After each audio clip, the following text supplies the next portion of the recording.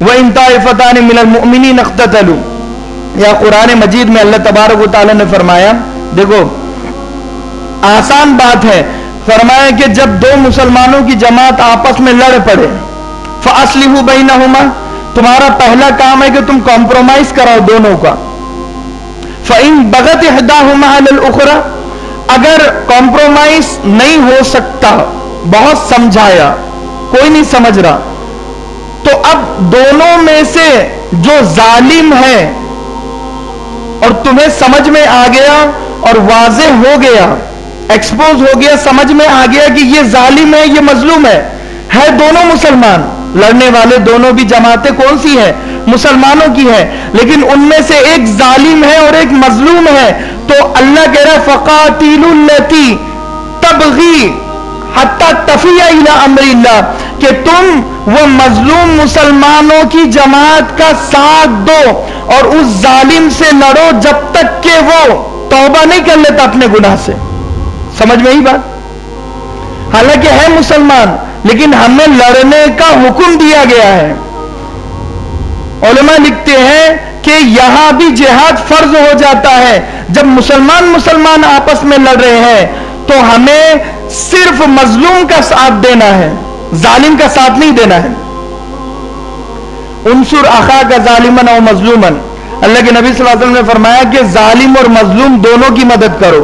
صحابہ اکرام کہنے لگے مظلوم کی مدد سمجھ میں آ گئی بات، ظالم کی مدد کیسے کرے گے؟ اسے کیا ضرورت ہے مدد کی؟ فرمایا کہ اسے ظلم سے روکنا یہ اس کی مدد ہے۔ اگر آج نہیں روکو گے، 2001 میں نہیں روکو گے، تو 2020 تک وہ ظلم پہ ظلم کرتا رہے گا۔ اگر اتوار کو نہیں روکو گے تو پیر کو بھی کرے گا، پیر کو نہیں روکو گے تو منگل کو بھی کرے گا، منگل کو نہیں روکو گے تو بدھ کو بھی کرے گا۔ اس پر یہ احسان ہے کہ اسے ظلم سے روک دیا جائے۔ اسے کوئی تو ہو یہ بتانے والا کہ تم دوزخ کی طرف چل نہیں رہے ہو، بھاگ رہے ہو۔ ظالم کی عمر میں برکت ختم ہو جاتی ہے، پریشان ہو جاتا ہے چاروں طرف سے۔ تو یہ تو اللہ کی طرف سے ہے، ہماری طرف سے کیا ہے؟ ہم نے کبھی کوشش کی ہے اسے روکنے کی؟ کوئی ظالم بنا ہوا ہے؟ ہمارا معاملہ تو ایسا ہے کہ ہمارے گھر میں اگر کوئی ظالم ہو تو ہم اسے روکتے نہیں ہیں۔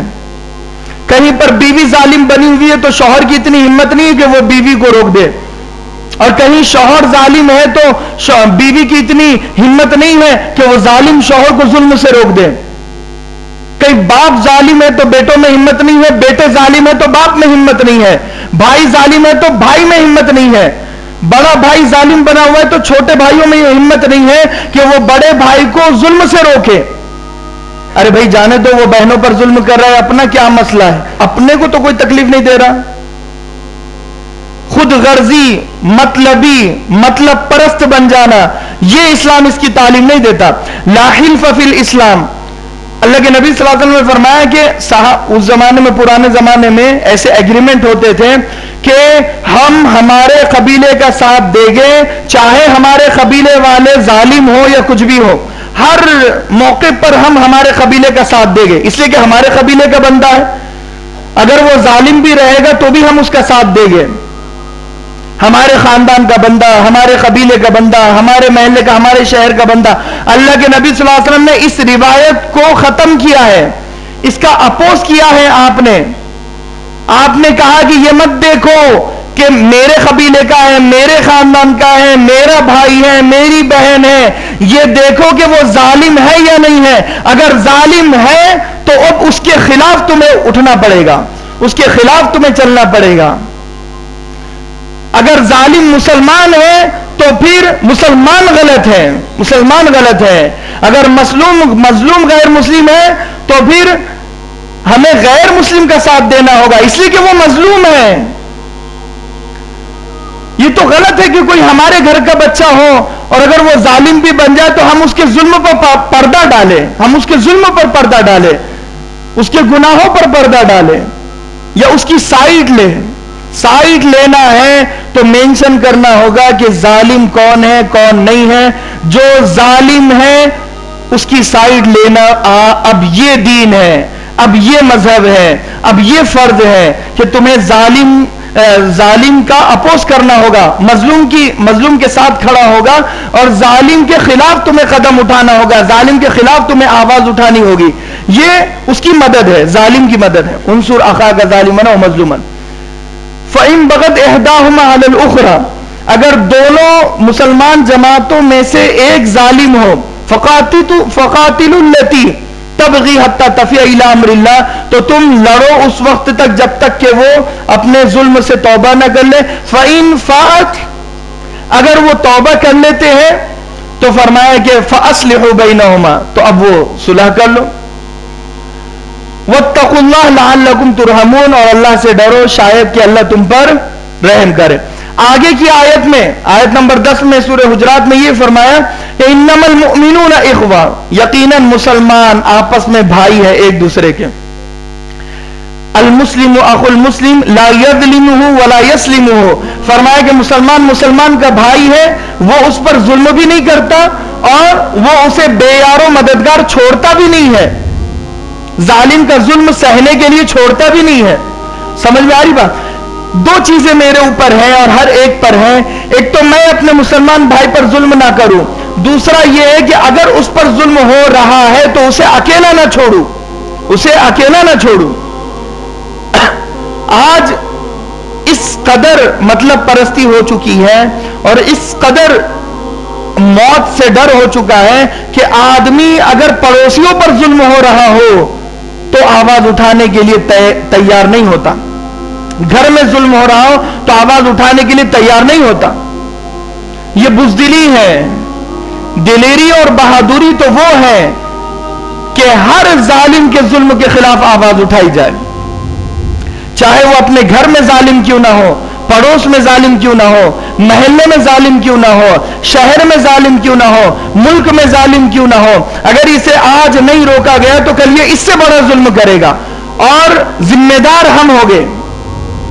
آج یہ ظلم کم ہے منظر, آج اگر آواز نہیں اٹھی تو 5 سالوں کے بعد اس سے زیادہ بھیانک منظر ہوگا, خطرناک منظر ہوگا, اور اس منظر کے ذمہ دار ہم ہوں گے.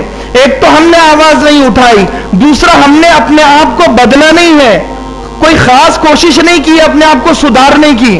کیا کوشش کی ہے؟ پہلے بھی جھوٹ بولتے تھے, اب بھی جھوٹ بولتے ہیں. پہلے بھی دھوکہ دیتے تھے, اب بھی دھوکہ دیتے ہیں. پہلے بھی نمازیں چھوڑتے تھے, اب بھی نمازیں چھوڑتے ہیں. پہلے بھی گانے اور فلموں کا ماحول تھا, اب بھی گانے اور فلموں کا ماحول ہے. پہلے سے زیادہ اب گناہ کا ماحول ہے.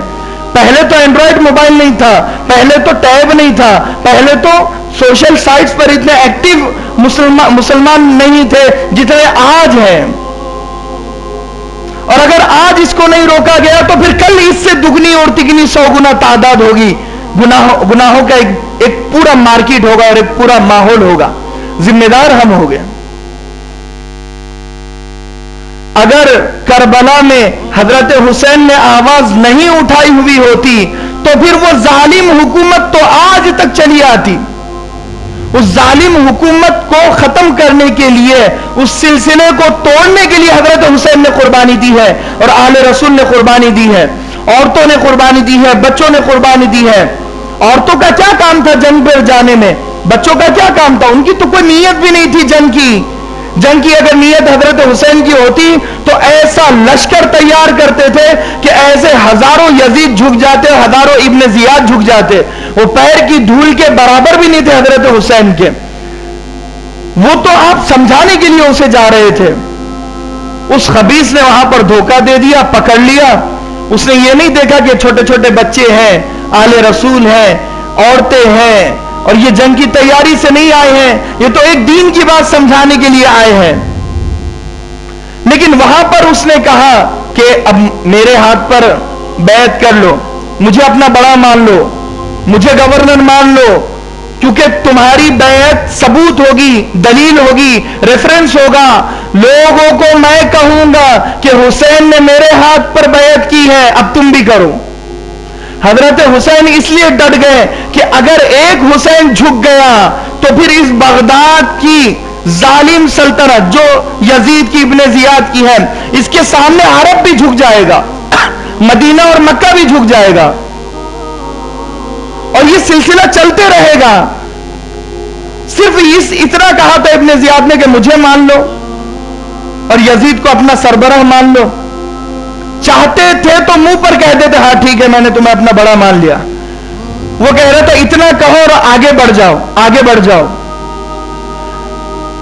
وہ ڈپلیکیٹ جملہ کہہ سکتے تھے کہ ہاں ٹھیک ہے ہم نے تمہیں بڑا مان لیا, کوئی بات نہیں. نکل جاتے اپنے مردوں اور عورتوں کو لے کر, بچوں کو لے کر. نہیں کہا, نہیں جھکے, کہا ایک لمحے کے لیے میں تجھے تیار نہیں ہوں گورنر ماننے کے لیے. میں ظلم کے سامنے جھکنے والوں میں سے نہیں ہوں. اور نتیجہ کیا ہوا کہ آل رسول شہید ہوئے, شہید ہوئے. کمپرومائز کر لے سکتے تھے. کیا ضرورت تھی نماز پڑھنے کی, کیا ضرورت تھی اتنا بڑا معاملہ کرنے کی. چاہتے تھے تو ہم جیسے کمپرومائز کر لیتے ہیں, بھائی تھوڑا سا بخار آ گیا روزہ نہیں رکھیں گے, تھوڑی سی پریشانی آ گئی تو کما سکتے ہیں, بھائی مولانا رشوت لے بھی سکتے ہیں, رشوت دے بھی سکتے ہیں. بچے کا داخلہ نہیں ہو رہا, کیا کریں گے, 100 کالج گھوم لیے ہم نے, اب یہ 101واں کالج ہے, اب جائز ہو جاتا ہے, اب شراب بھی پینا جائز ہو جاتا ہے, سود بھی جائز ہو جاتا ہے. اپنے لیول کا اسلام, اپنے مطابق والا اسلام ہم چلا دیتے ہیں اور ترخواہ دیتے ہیں. کہیں کہیں کچھ مسئلوں میں اپنی طرف سے تعویل کر دیتے ہیں, لاجکس نکال دیتے ہیں. لاجک والا اسلام نہیں ہے. تو یہاں پر فرمایا کہ ہمیں انصر اخاک ظالما او مظلوما. اچھا اگر یہ دو مسلمانوں کی جماعتیں لڑ رہی ہیں, حق واضح ہو چکا ہے, کمپرومائز کرا رہے, لیکن کبھی سچویشن میں سمجھ میں نہیں آ رہا, یعنی مسلمان لڑ رہے, دونوں میں حق پر کون ہے سمجھ میں نہیں آ رہا, تو پھر اب کیا کرنا ہے؟ فرمایا کہ اب دور ہو جاؤ, ان کو ان کے حال پر چھوڑ دو, کیونکہ معلوم نہیں ہے کہ کون سچا کون جھوٹا ہے. کیونکہ اگر تم اندازے پر چھڑانے کے لیے جاؤ گے یا سائیڈ لوگے کسی کی, تو ہو سکتا ہے کہ تم جس کی سائیڈ لو وہ ظالم ہو جائے. تو اسی لیے فرمایا کہ اب کنارہ کشی اختیار کر لو. اسی لیے ان حالتوں میں اعمالکم و اعمالکم, ہمارے عمل ہمارے ذمہ دار ہے, اور ہمارے ذمہ دار ہم نے کیسے عمل کو بنایا ہے ہم سے بہتر کوئی نہیں جانتا. شرابی نے شراب کے عمل کو ذمہ دار بنایا, سود خور نے سود کے عمل کو ذمہ دار بنایا. جب ایسے عمل ہمارے ہوگے تو پھر حکومت کرنے والے بھی ویسے ہی ہوگے.